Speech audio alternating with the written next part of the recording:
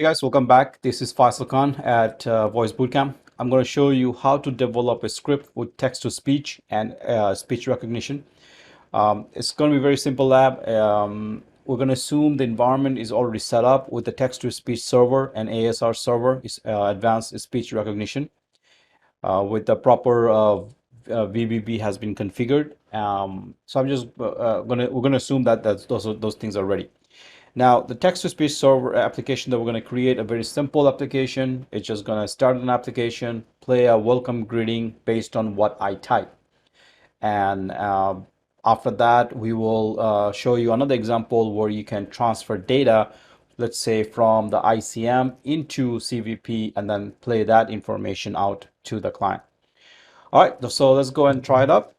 So here you can, I'm going to use a dcloud account. So here you can see that you have a very basic script.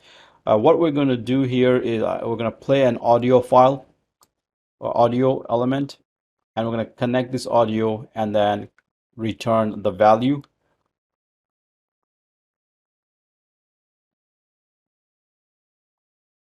Back to the with the return 0. Whether you use 0 or not, that's not a problem.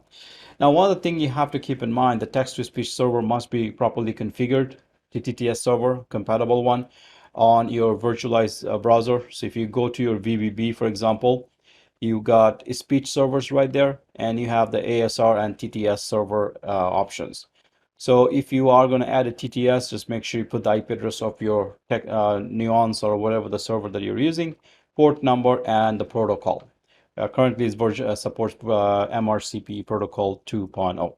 Now, again, this is something that we're going to assume is already there in your environment for ready to go.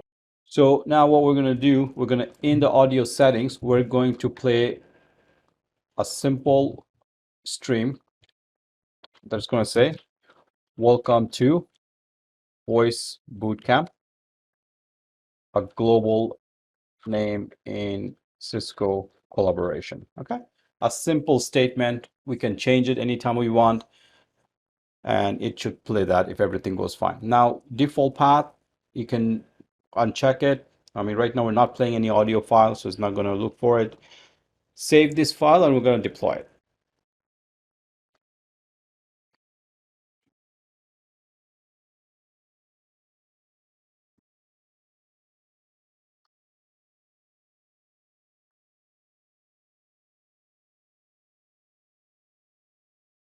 It's already deployed. I just have to update it. All right, so I'm going to dial in from my phone.